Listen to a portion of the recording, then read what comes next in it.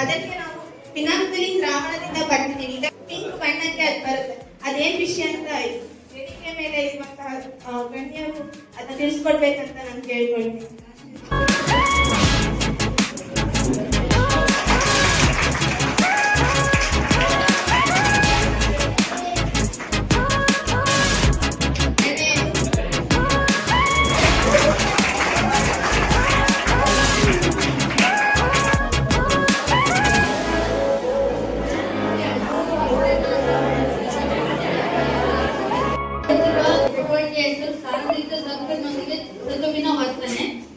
ಇದಕ್ಕೆ ಬೇಕಾಗುವ ಸಾಮಗ್ರಿಗಳು ದೀರ್ಘಮಾನ ನಾಳ, ಬೀಕರ್ ಮತ್ತೆ ಸಾಬೂನಿನ ದ್ರಾವಣ ಮೊದಲಿಗೆ ಮತ್ತು ಹೈಡ್ರೋಕ್ಲೋರಿಕ್ ಆಮ್ಲ ಮತ್ತು ಸತು. ಮೊದಲಿಗೆ ನಾವು ಸತುವಿನ ಚೂರುಗಳನ್ನು ಪ್ರಣಾಳದಲ್ಲಿ ಹಾಕಬೇಕು.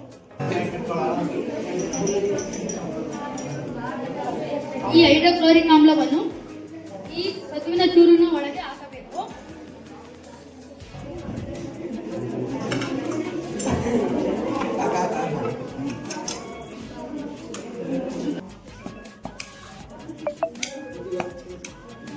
ಇಲ್ಲಿ ಪಾಪ್ ಶಬ್ದ ಬಂದರೆ ಹೈಡ್ರೋಜನ್ ಉತ್ಪತ್ತಿಯಾಗಿದೆ ಎಂದು ತಿಳಿಯಬಹುದು. ಚಟುವಟಿಕೆ ಗಾಳಿಯ ಒತ್ತಡ. ಇದಕ್ಕೆ ಬೇಕಾಗುವ ಸಾಮಗ್ರಿಗಳು ಒಂದು ಟ್ರೇ, ಒಂದು ಟಿಶ್ಯೂ ಪೇಪರ್ ಮತ್ತೆ ವೇಸ್ಟ್ ಪೇಪರ್, ಒಂದು ಗಾಜಿನ ಲೋಟ, ನೀರು.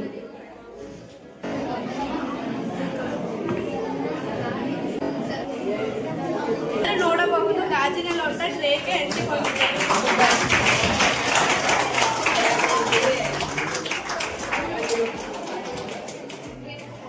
ಗಾಜಿನ ಲೋಟೆ ನಾವು ಬೆಂಕಿಯನ್ನು ಹಾಕಿದಾಗ ಗಾಜಿನಲ್ಲಿರುವ ಗಾಳಿಯು ಇರುವವರೆಗೂ ಬೆಂಕಿ ಒತ್ತಿಕೊಂಡು ಉರಿಯುತ್ತದೆ.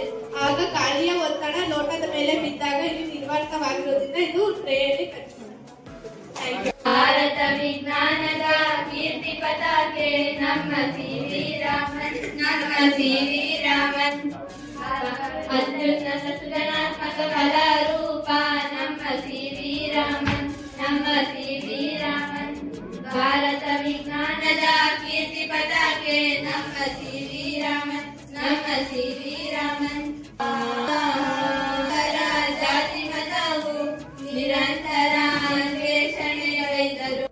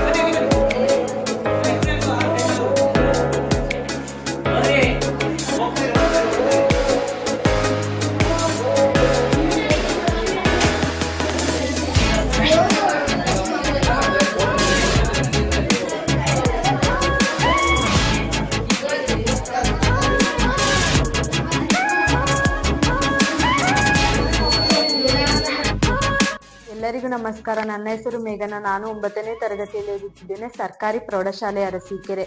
ನಮ್ಮ ಶಾಲೆಗೆ ರಾಷ್ಟ್ರೀಯ ವಿಜ್ಞಾನ ದಿನಾಚರಣೆಯನ್ನು ಹಮ್ಮಿಕೊಳ್ಳಲಾಗಿದ್ದು, ಅದರ ಪ್ರಯುಕ್ತ ನಾನು ಒಂದು ಮಾದರಿಯನ್ನು ತಯಾರಿಸಿದ್ದೇನೆ. ಅದರ ಹೆಸರು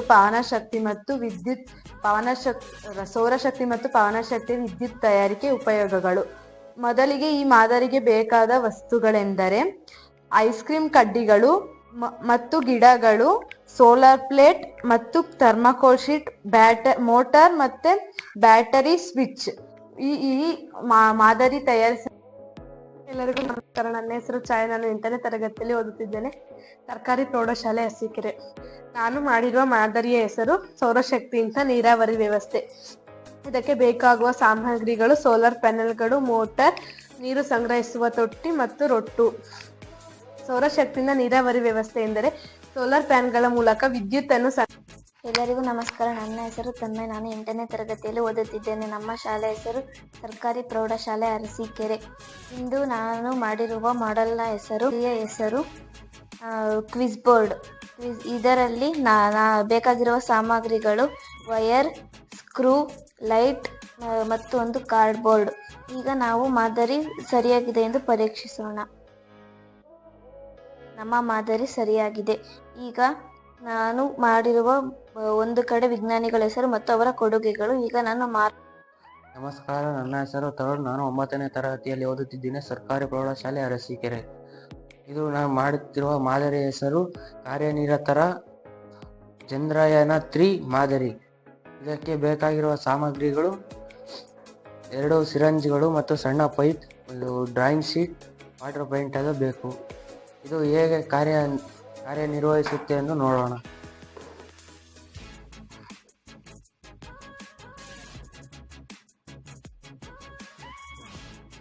ಎಲ್ಲರಿಗೂ ನಮಸ್ಕಾರ. ನನ್ನ ಹೆಸರು ಯತೀಶ್. ನಾನು 8ನೇ ತರಗತಿಯಲ್ಲಿ ಓದುತ್ತಿದ್ದೇನೆ. ನಮ್ಮ ಶಾಲೆ ಹೆಸರು ಸರ್ಕಾರಿ ಪ್ರೌಢಶಾಲೆ ಅರಸೀಕೆರೆ. ನಾನು ಒಂದು ಮಾದರಿಯನ್ನು ಮಾಡಿದ್ದೇನೆ. ಮಾದರಿ ಹೆಸರು JCB, ಕಾರ್ಯನಿರತ JCB ಮಾಡಿದ್ದೇನೆ. ಇದಕ್ಕೆ ಬೇಕಾದ ಸಾಮಗ್ರಿಗಳು 6 ಸಿರಂಜಿಗಳು, 6 ಬ್ಯಾಟರಿಗಳು, ರಟ್ಟು, ನೀರು. ನಿರ್ಸ್ತಕ್ಕಂತ ನೋಡೋಣ.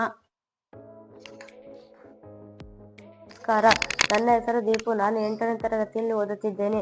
ನಮ್ಮ ಶಾಲೆ ಹೆಸರು ಸರ್ಕಾರಿ ಪ್ರೌಢಶಾಲೆ ಅರಸೀಕೆರೆ. ನಾನು ಮಾಡಿರುವ ಮಾದರಿ ಕ್ವಿಜ್ ಬೋರ್ಡ್.